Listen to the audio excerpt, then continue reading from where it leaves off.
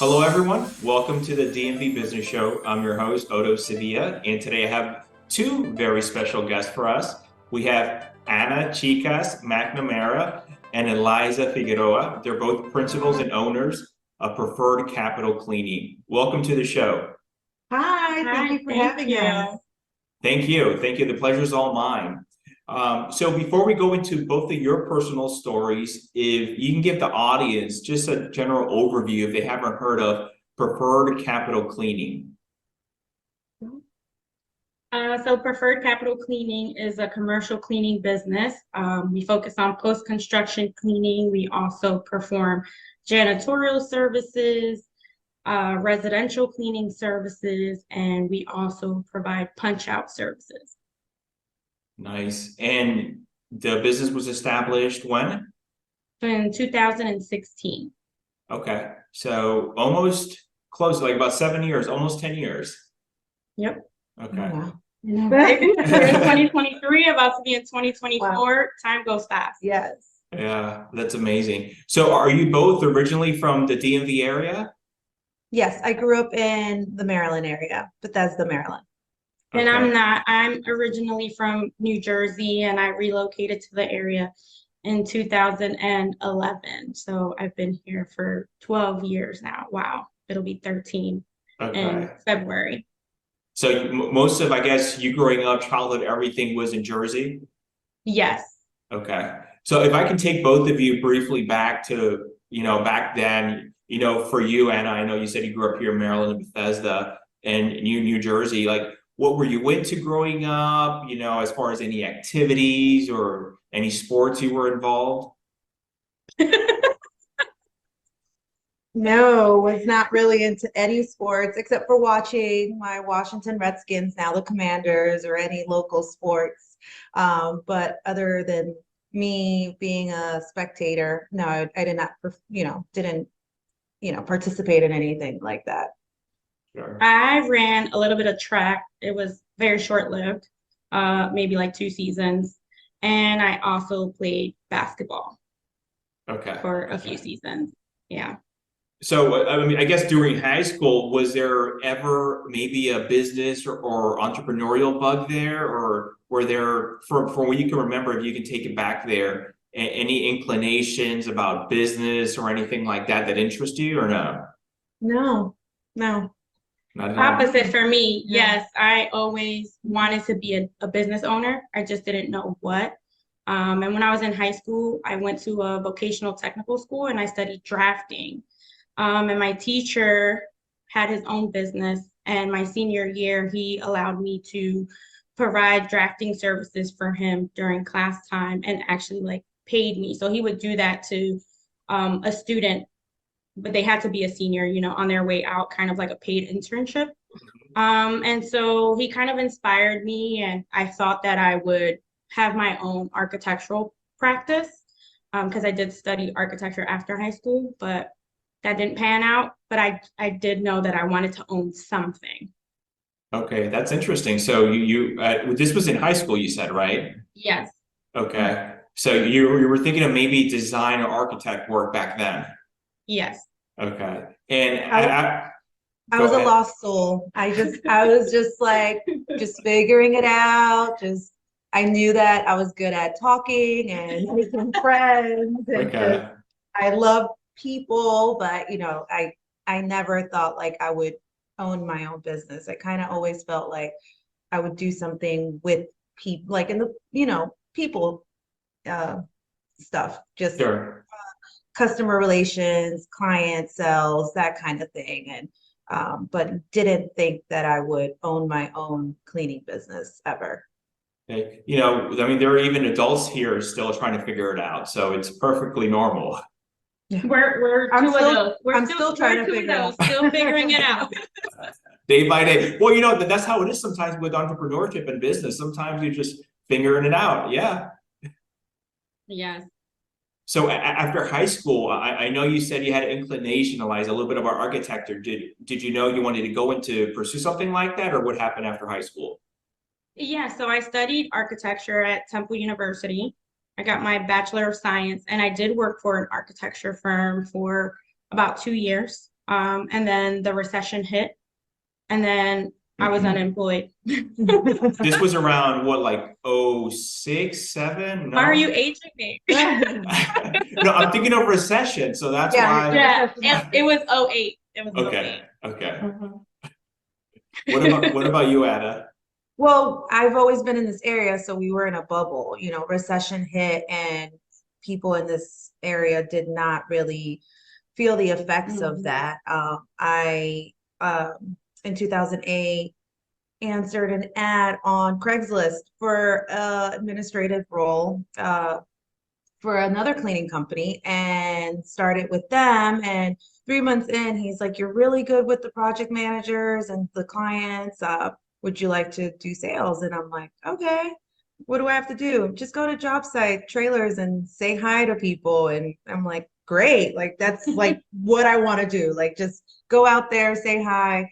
Perfect. So that's how I got my foot, in the door and my career path with the whole construction industry. But I haven't been laid off, and I didn't feel any like repercussions or effects to the recession being in this area.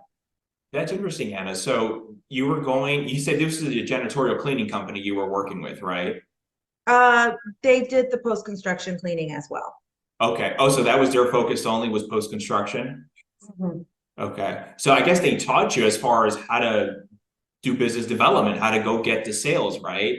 Yes. And a lot of the same people that I met back in 2008 are clients of PCC now. So I maintain a lot of relationships from way, way, way, way, way, way, way back.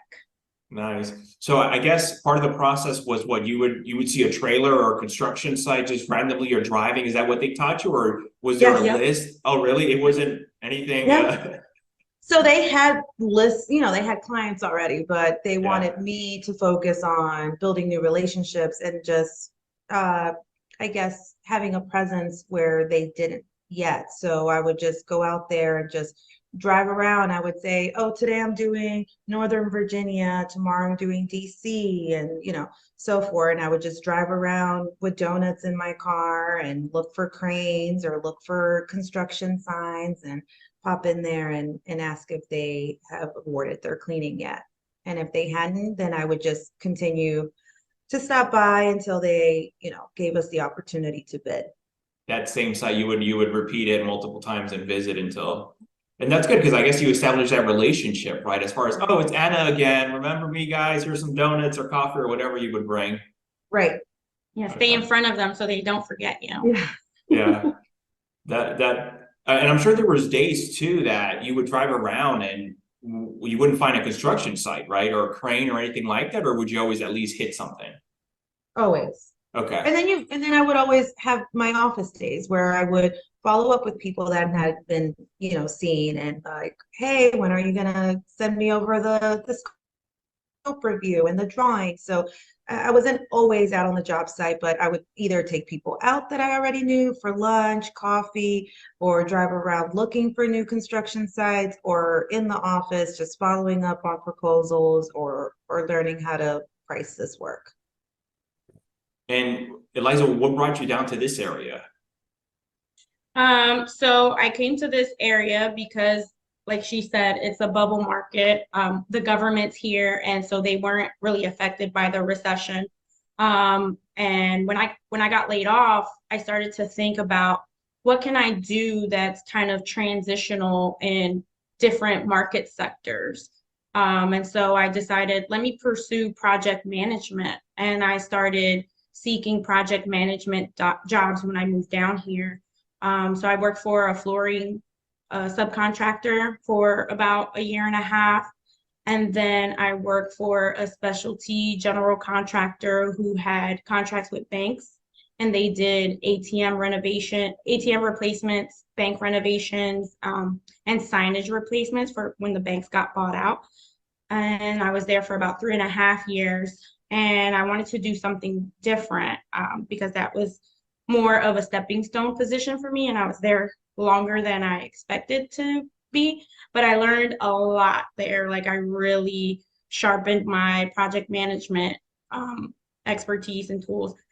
And I had a friend And I told her, hey, I'm in the job market. I want to do something related to construction, still kind of in my field, not designing, which is what architecture was about, but more being on the construction side and witnessing and being part of the finished product. And she actually connected Ana and I. She sent my resume to her, and Ana called me, interviewed me over the phone. We probably talked about 30 minutes, and then she was like, I like you. I want to bring you in for a more formal interview with the owners of the company. And they hired me, excuse me, as an operations manager.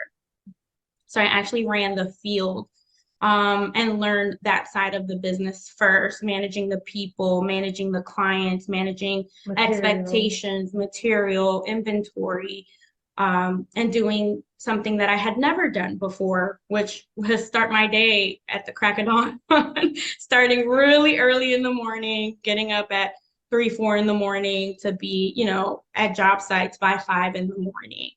And so that's how I got started in the cleaning industry. And when you were, I guess, talking with her then, was this with the former company you were with when you started selling? Is that same company? I had made a move, and Okay. I was at that other company for about 6 years, and then I was at this company for about 6 years too.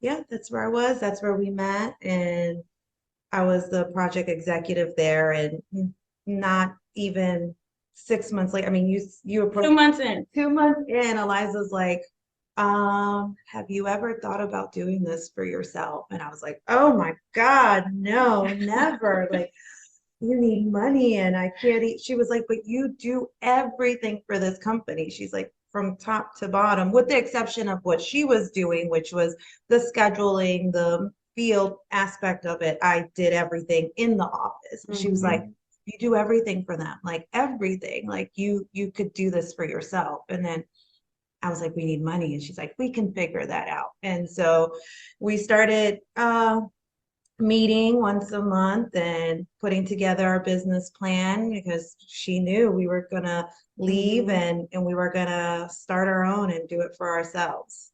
Illissa, this was only 2 months in when you sort of gave her that idea. Yeah, Yes. because the relationship, like our work relationship, was so organic. And it's like, it was the kind of relationship where I understood her thought process and I kind of finished her sentences.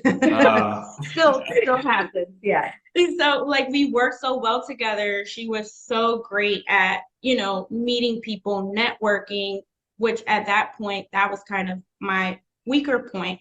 And I was so good at, keeping people on track, making sure they met the client expectations, kind of making it happen. And so we merged the two and we worked so well together. And I was like, okay, I feel like I understand this business. This is it. This is what I'm going to do. And I was like, well, slow down. And she's like, oh, slow down. You're only 2 months in. Like, it's not that easy. And I'm like, it doesn't matter. Like, I'm ready. Let's do this.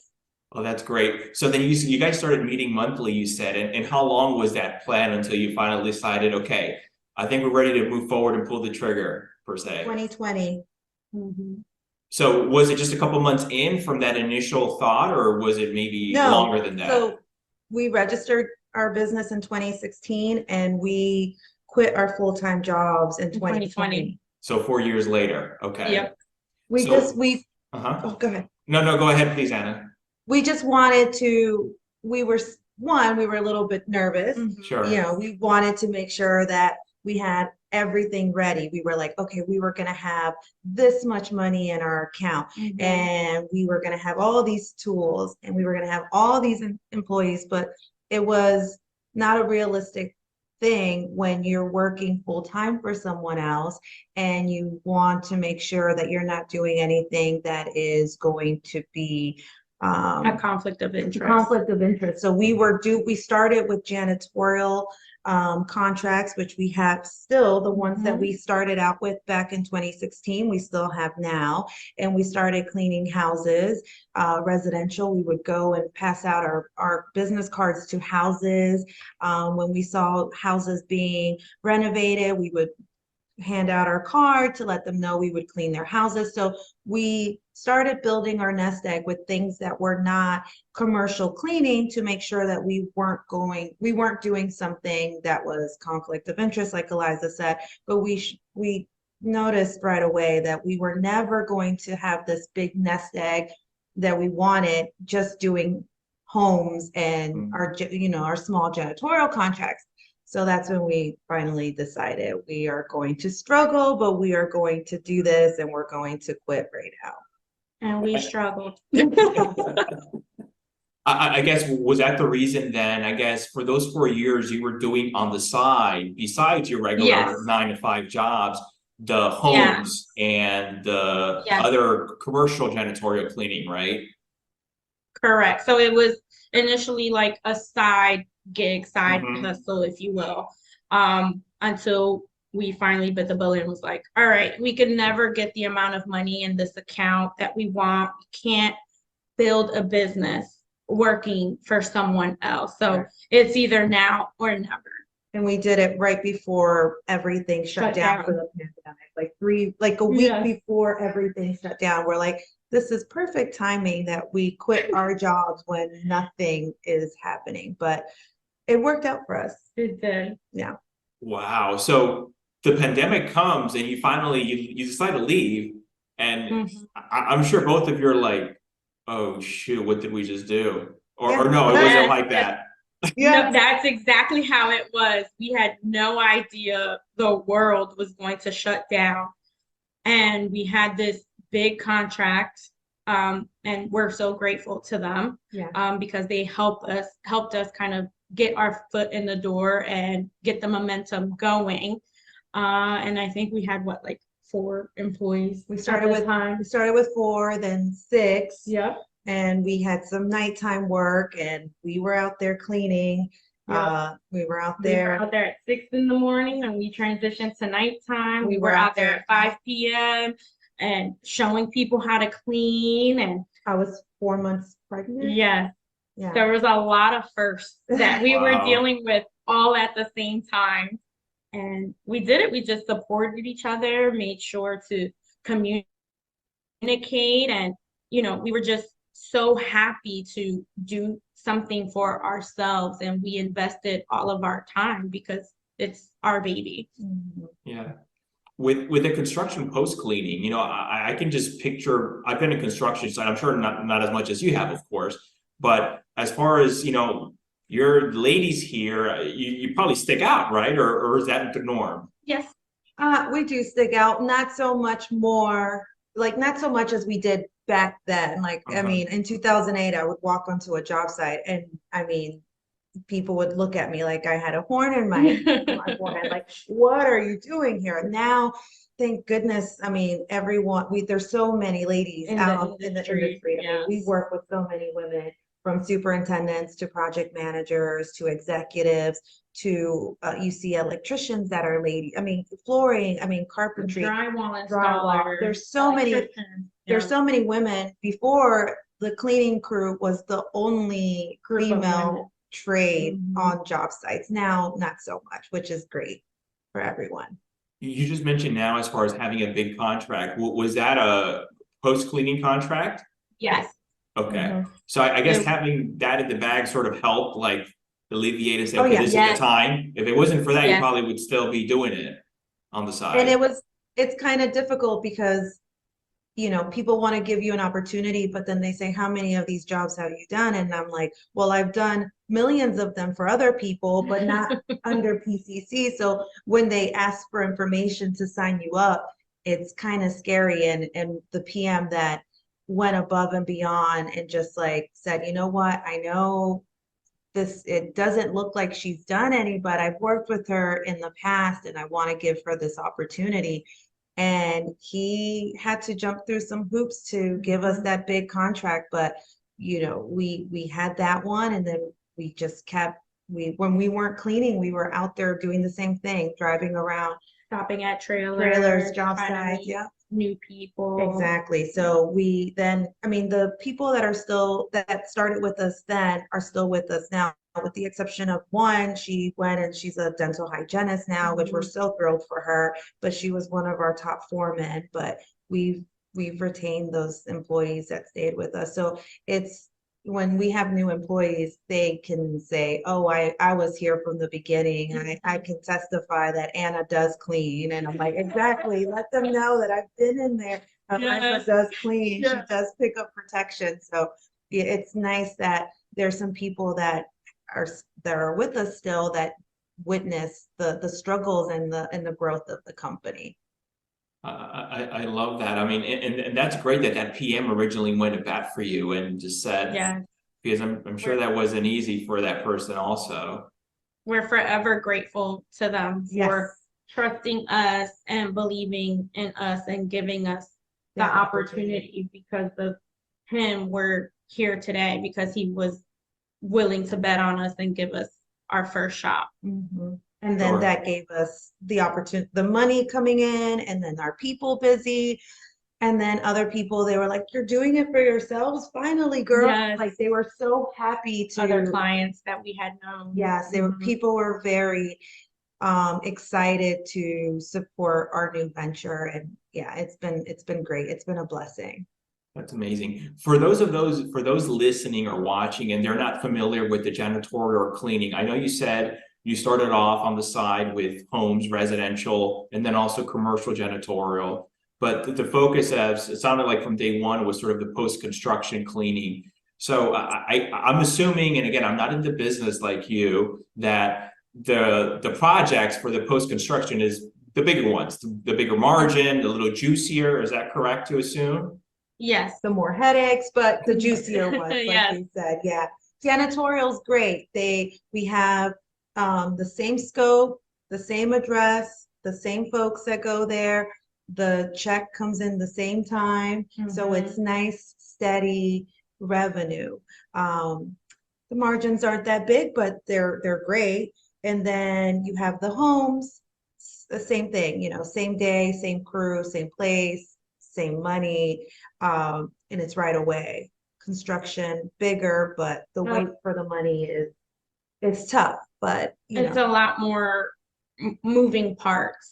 And then we have teams that like the construction aspect. They like to see their progress. You know, they're in there before the building's closed in and finished until it's finished and turned over to the end user. And they like to see that progress. And then we have our janitorial people who want to maintain and like the consistency of their schedule, going to the same place every day, every time.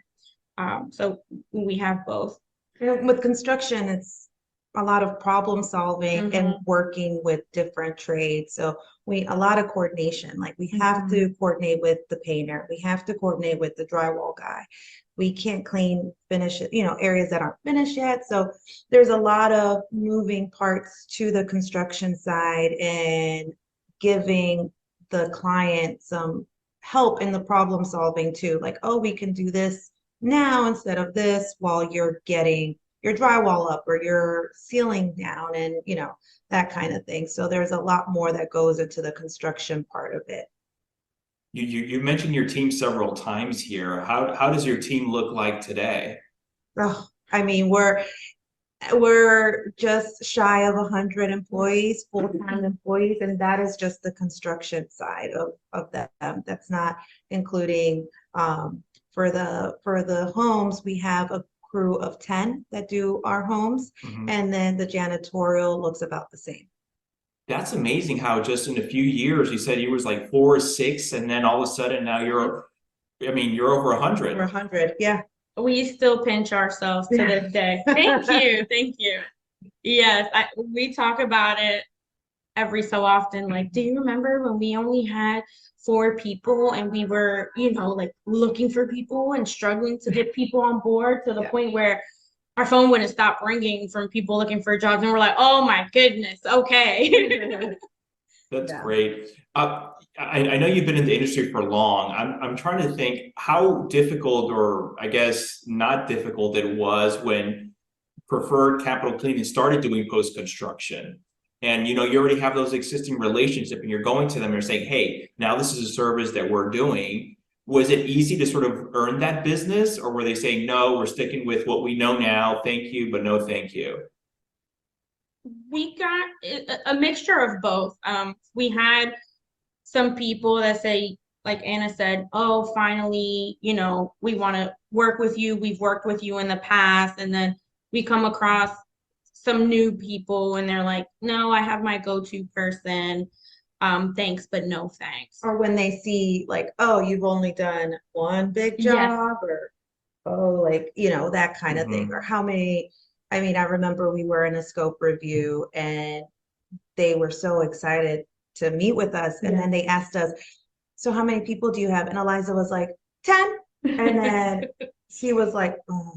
So she was like, we finished the interview and she said, your pricing looked good. I mean, your references sounded great, but I'm a little bit nervous because you only have 10 employees. Like maybe at a future job when you have more, because we might need to beef up the man and lady power at certain parts of the project. So not on this one. We did get our next job. We did get their next job, and they're a good client of ours. Yes. We've gotten several jobs with them now. But in particular, her job, we did get her. We did not get. Not that one. Not we did that get one. the next one with her. But yeah. That's great. What would you say drives and motivates you?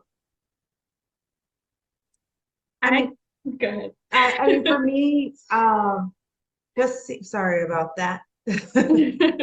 For me, when money does motivate us, but also just making, like, just having all these people that I know that we're helping provide, steady work for. I'm friends with a lot of them on social media, so I get to see their vacations, their children, and to know that we're helping provide for a lot of families. Just really, it warms me. It's really special, and we know how hard it is in this industry to stay busy and work. That's like one of my constant worries, to make sure that all the people that work for us are constantly busy. And so just that. Our field team is definitely my greatest motivating force. Want to make sure that they stay employed, do a good job, and they come to us and they tell us, we've had people that started at a very low wage, where now, because we've grown, we're able to afford to pay them a higher wage. And they come to us and say, because of you, because of this job, because you guys believe in us, because you guys inspire us, because you guys motivate us, I was able to get a car. I was able to put a down payment on my house for my family. I'm able to send money back home. I'm able to support my family back home and live comfortably here. And that, I mean, I can't ask for anything more. That's beautiful. The majority of your team, is it ladies? Is it minority, or how does it look? Both. We do have men and great guys. Like at first, like we would always like recruit women, and then we're like, why are we doing that? Like now we have a ton of guys that are helping us with our punch out stuff. Also, we do train all our staff. So a lot of our guys, since they're taller and stronger, I'm so sorry about that. We sent a lot of our staff to get trained for lifts and different type of equipment and machinery. And so these guys are very, very helpful. More men should be interested in cleaning, because it's not just like regular cleaning, and there's a lot that goes on in the punch out. They come in and fix little things in there, here and there of a unit, of a space. They patch something up, they paint something, then the ladies come behind them and clean, but the guys also clean as well. But do all our exterior windows. We self-perform like exterior window cleaning or power washing, and that's like a little bit heavier stuff so our guys are great in all that stuff. Sure. And they appreciate that we invest in them and send them to these courses and this training. But would you say maybe over 80% or 90%, or how does it look as far as your team demographics internally? I would say 80% are women, 100% minority. 100% minority. Yeah. Mostly And that's Latino, fluctuated. Latina. Yes, and that's fluctuated. We've had some American people on our team, but they leave. We would love to keep them on board, but they Yeah. just don't stay for whatever reason. No, me being an immigrant myself and coming to this country at a very young age, cleaning has a special place in my heart because that was actually my first job, was helping my mom clean her clients. And I just remember, gosh, maybe 8, 10, I can't even remember going with her to jobs and just little things like, hey, go pick up the trash, empty the trash, go throw whatever, here's Windex or the tables, whatever. And that's the thing. We come to this country for a better life for ourselves and our family, and we have to do whatever it is to provide. And it's just great what both of you are doing. So I commend you. Thank you. Thank you. Yeah, thank you. I mean, and I tell the ladies and guys that, what we do, it's considered a non-skilled trade, but it takes a lot of skill to do what they do. If someone comes in and doesn't know how to use a certain type of machine or doesn't know what a product does, they can damage like a very expensive, surface or finish. And also we are the last step before the owner presents their big project to someone, right? And if it's not sparkling and beautiful, and if it doesn't smell nice, like the owner's gonna immediately not be happy. So what we do, I tell our staff to take it, to do it with pride, and they do, and you can tell, and they look great out there. We invest in a lot of equipment and their uniforms because we want them to feel good. We want them to look good. So they're constant. What we do is dirty, but we're constantly giving them new uniforms because we want them to look great and stand out from the competition and actually look like a clean cleaner. Right. We're like, we know you're a cleaner and you clean, but you can look presentable while performing your job. Yeah. No, that's very true. Well, what advice would you give someone if they came to you and they wanted to start a new business? Maybe it's in the cleaning, janitorial, or maybe totally different industry. Any pointers or suggestions? We tell them that it's not easy, but anything that is worth it isn't easy. And we tell them there is an initial struggle period, which we knew. Studies say that you don't start making money when you own your first business or your own business until after about the first 3 years. So if you're going to do this, you gotta be willing to be in the weeds. It's going to take some time to get out of there. And I think we're starting to see the fruits of our labor. I mean, we've had very high highs getting big contracts and but everything just goes right back to our people, our equipment, just right back to the business. So we're now seeing the fruits of our labor, and we hope to continue to see that, but it's not easy. It's not for the faint of heart. No, it's not. No.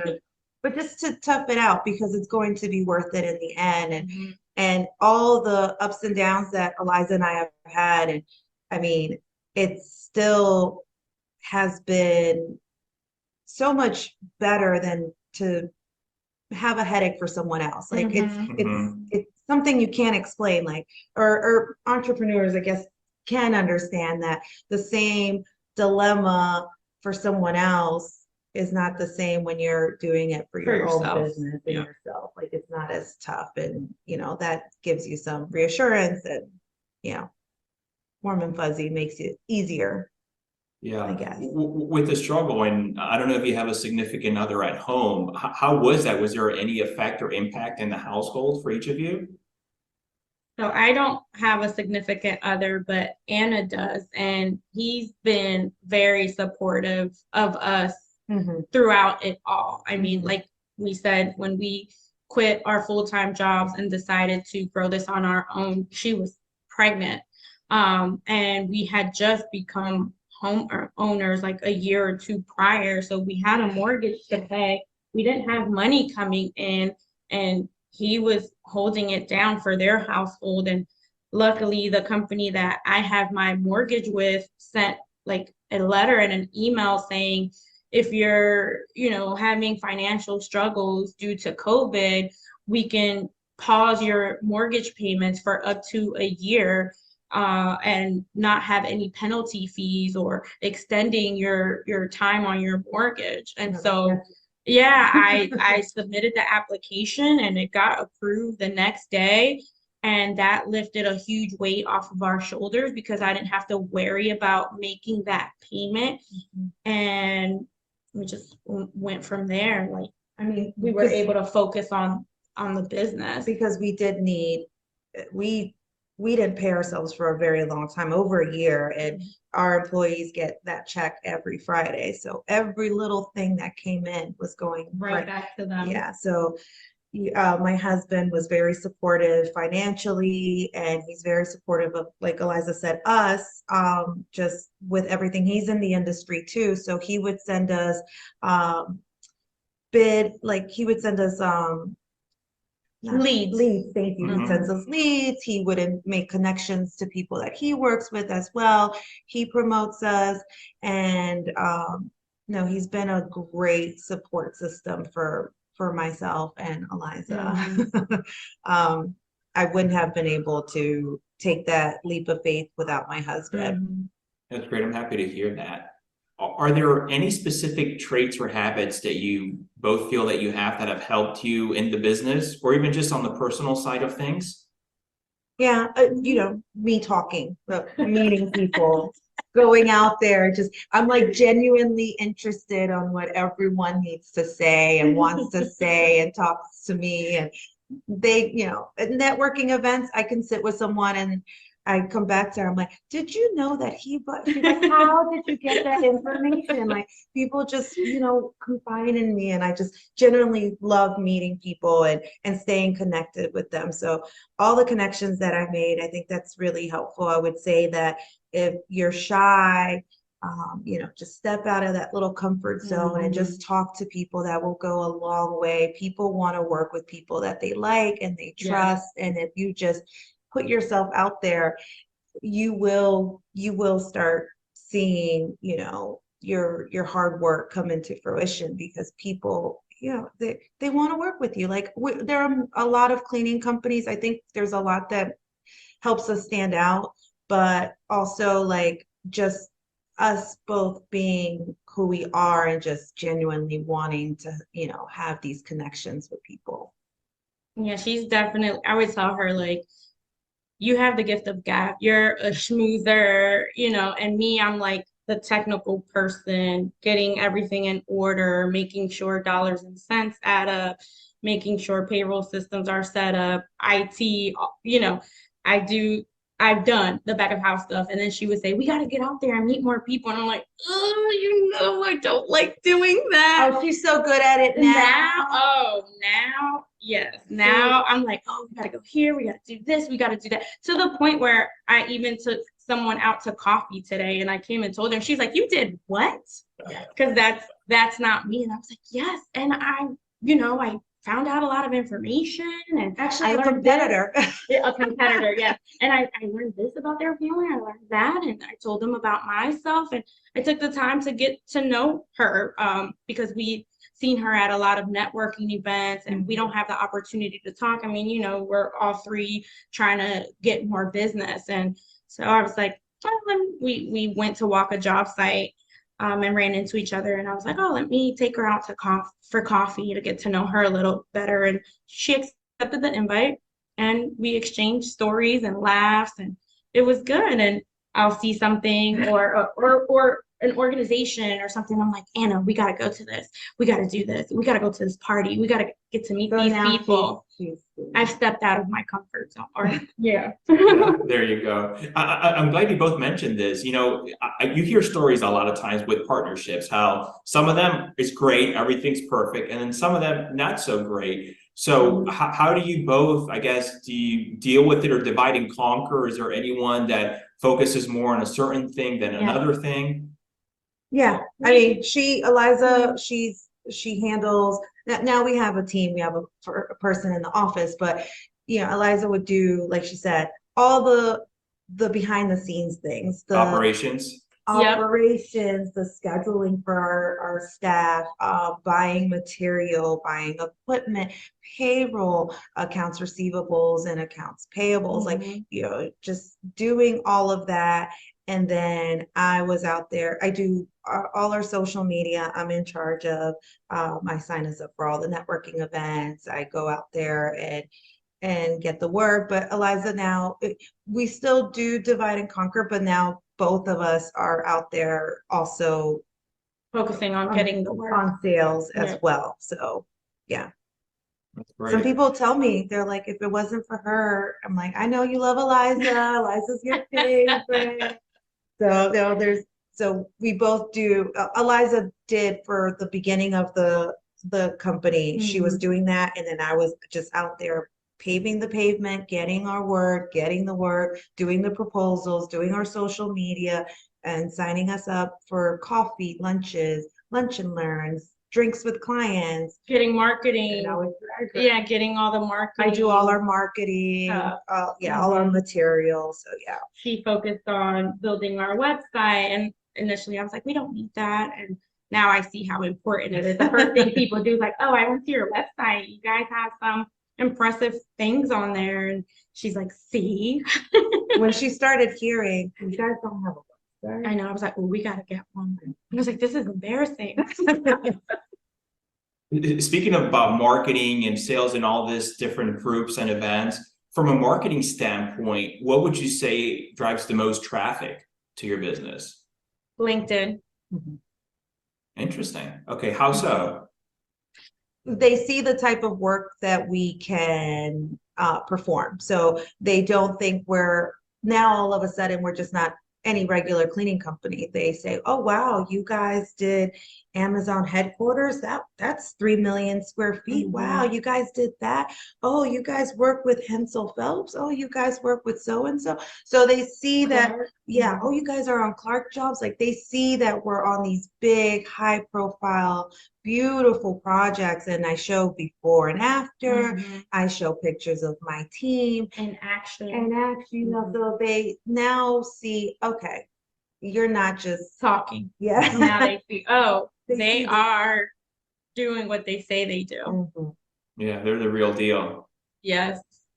So for LinkedIn, social media, you're connected, I guess, to other people, maybe in the construction field, I assume, right? So then the right audience actually sees the post. Yes. Clients. I mean, we've gotten work. I mean, like she said, I get people that reach out to me and they're like, hey, I saw that you did that job. Would you be interested in pricing my project? Absolutely. Like, and I've gotten so many projects like that because they see the type of work that we do.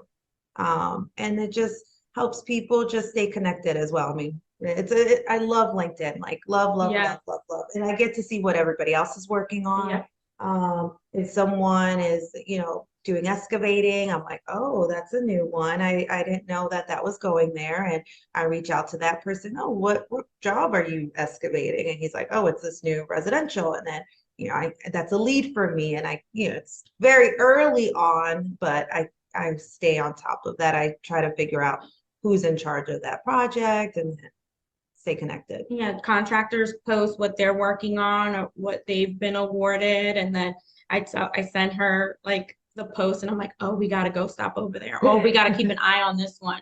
We want that one. And so it's a lead connector for us as well. I actually got a dorm project, a college dormitory project from a LinkedIn post. I saw they were working on something and I stopped over there and no one was actually in the trailer. And I just left my business card and I saw someone had printed out an email and I took a picture of their email and I said, I'm going to follow up with them. And turns out we had actually worked with them in the past. And they were like, oh my gosh, you started your own. Yes, I'll give you a shot to bid this. And we've built a great relationship with that person and have gotten several jobs with that person since then as well. I love that, especially, when you hear people say, "Oh, you're wasting your time in social media or LinkedIn or this and Oh that. What's the no, benefit?" But no. here you go. Look at this. Mhm. And Yeah. she's queen of that because she likes, like she said, she likes to talk. She likes people to, Engaging. yeah, she likes to know what people are doing. She likes people to know what we're doing. And so that's why she handles that. She has great posts, and it attracts people, and it gets us work. It's Mhm. doing what it's supposed to We do. get a lot of work from it. Mhm. Not small, little bitty jobs, big Large contracts jobs. that start from a post, a Yep. simple post. And when you're doing the post cleaning, for example, you mentioned Amazon or this dorm project, you're doing the post cleaning for the entire project, correct? Yes, the power washing, the exterior windows, the temp labor, the final cleaning, we're doing everything. I love that. Anna, since you're the one sort of, it sounds like you're the one doing it, do you put in it daily? Do you invest in it daily? How much time do you put on it every day? Or do you have any strategies as far as someone listening to this and say, hey, maybe I can do this for my business, whether they do something similar or totally different than you? I would say once a week, Mhm. one post a week. You don't want to like oversaturate people with stuff, and you also want to just, because then they'll start like not paying attention, like, oh, it's Mhm. another one, right? So like I do, if I don't do it one week, I'll do it another, but I do highlight projects that we're working on. I highlight our employees. But I think once a week is a good rule of thumb. It's not too much, and then people aren't going to like just swipe and keep going. I think they'll be more interested in seeing what you're saying if it's not too much. And then are you also like, I guess, in there engaging often or looking Yes. at, you said, oh, like this construction project looks like Yes. it's happening Time. all the time you're in there. Okay. Yeah, we say All the time. congratulations on your win, congratulations on your new position. We're always, we like things that people are working on. So we repost great articles, or when the Mhm. project teams that we work on post their projects, we just repost Post them. their their posts. Congratulations, Matt. Or we were so honored to have been your final cleaner on this job. And a lot of people do that. So they actually help me with the post information because they've already done it for me, and I just Yeah. repost it and say, so honored that we were on this team, and people are like, oh, you did that? And I'm Yeah. like, yeah, we did that. I love that. So you would say LinkedIn is number one from marketing standpoint. Then is it, I don't know, websites or relationship or events or networks or I would say relationships, going to job sites, then I would say networking events, right? Yeah, I agree with that word. Website. People do look at our website, but yeah, I would say LinkedIn, Relationships and then relationships, networking. networking, and websites. Yeah. what would you say is your biggest challenge with your role today at Preferred Capital Cleaning? Time. Time? We don't have enough time. That there aren't more of us, Yes, that we haven't cloned we ourselves. have to clone ourselves. We just went to a convention in Vegas last week, and we attended one of their sessions. Yeah, their seminar sessions. And there was this number one selling author who helps people like understand how to grow their business. And the topic of the session was cloning yourself. So we were like, oh, we got to get in contact with him. So- Oh, we got to do this. So it's one of those things like time and finding good people to help us grow our business. So we're right now looking to grow our team. We need, that's our goal for 2024, business development person, because even though I'm really good at it, we do see a need for it. So business development person, project manager, and down the line, operations manager, but we will promote with that position. Okay, that's nice. Because I was going to say, when you're going out, for example, like this convention, I guess who's holding down the fort there in the office and running everything? We do have our Office manager. She's Okay. holding down the fort, but we are always, Yeah, we were still answering You're still calls. on. taking emails, texting. So we were still connected. I hardly put my away message because I'm always available. I will always have my laptop. I will always have my phone. I mean, I was answering emails through both labors. Like, I mean, I don't stop, but I do need to find a balance. So, and that comes with having a team. And that's why, even though, like I said, I am good at business development, I do want someone to help me with that. And we need help. Yes. We can't grow without a team. I can't keep, 24 hours. I need a little break. Yeah, no, I completely agree. What do you know now that you wish you would have known at the start of your business career? Oh, that we were going to be this successful. I would have started a lot sooner. Yes, I agree with that. That is very true. Hindsight is 2020. We started when we were supposed to, but that this ride was going to be as fun and as exciting as it has been, and that I wish, even though it's hard, I wish we would have started a lot sooner. You know, some things take time. Like I think about it myself too with my own career, or even for you, like if you wouldn't have built some of those relationships through all those years in the industry, I'm sure it would have played out a little differently, right? As far as that ramp up stage period. Yes, definitely. Yeah, like I think about that myself, and I agree with that statement though. Did you just 2 years before or sooner? You said 2 years before? Maybe 2 years sooner, maybe 5, who knows? But yes, I see what you're saying. Yeah. So what does the future look like for you? Or what are you most excited about for the next couple of years?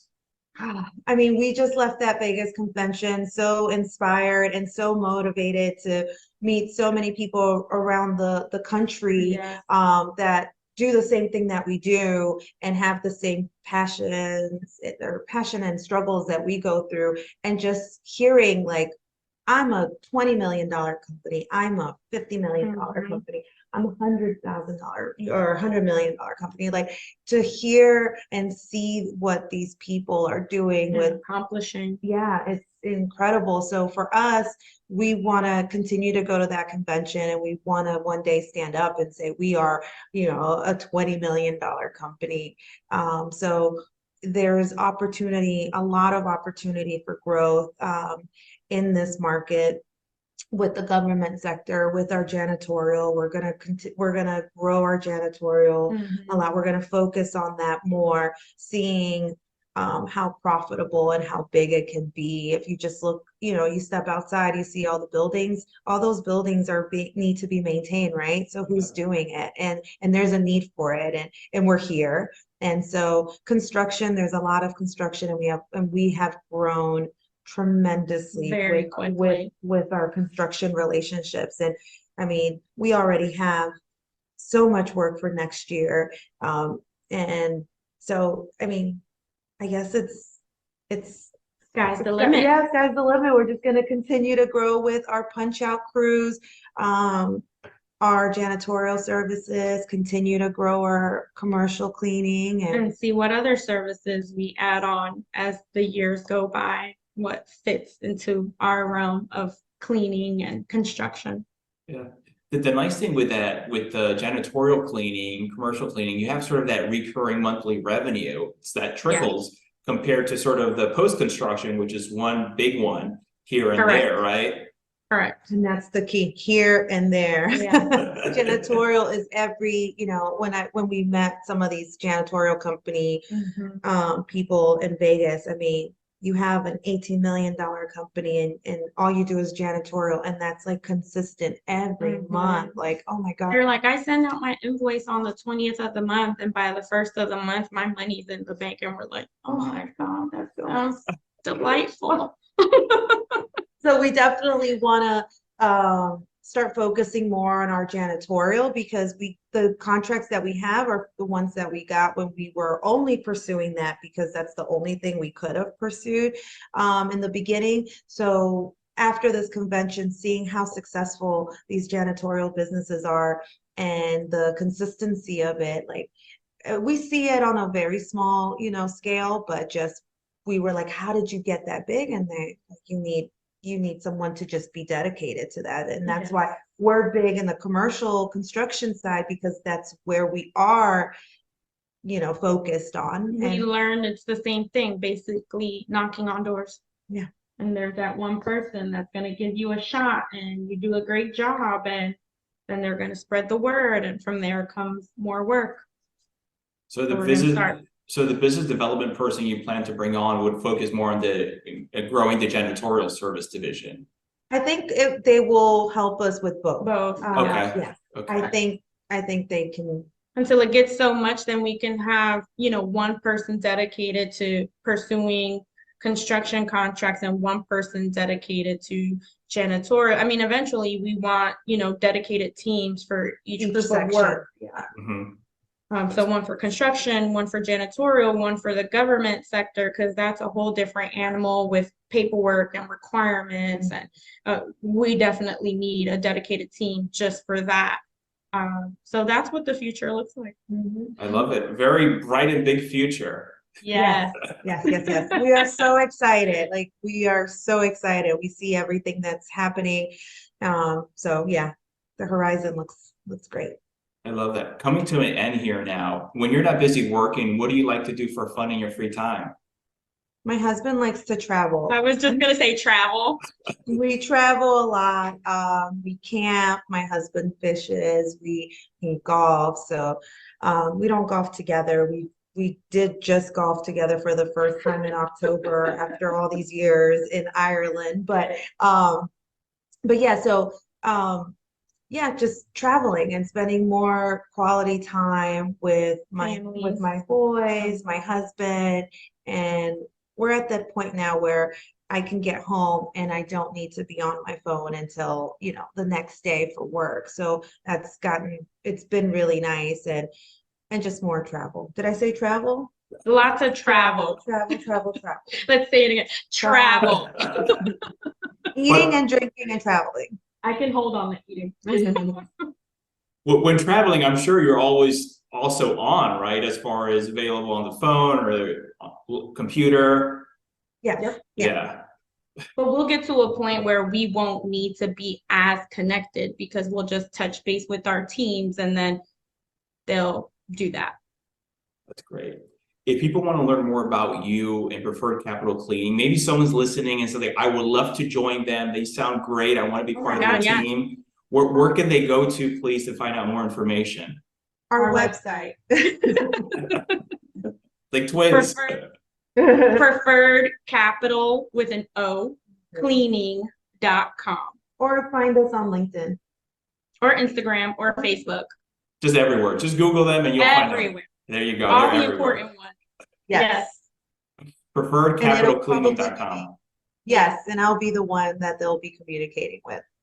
Maybe. If she answers that call, I might get it first. Thank you so much for coming on today. It was such a joy and pleasure. Yes, thank you. This has been fun. Thank you so much. Yeah, thank you so much. We hardly get an opportunity to talk about our business and what we've accomplished. I kind of feel a little bit shy to talk about all of our big accomplishments. But I guess we do need to reflect and just be grateful, and this right here really helped just like celebrate our wins. Yes, but we don't do that enough. No, we don't. We're always go. So thank you so much. Of course. And you know what? I have a feeling this is just the beginning for you ladies. Let the good Lord hear you. Yes. Thank you also. My pleasure. Thank you. Take care. Thank you. Bye.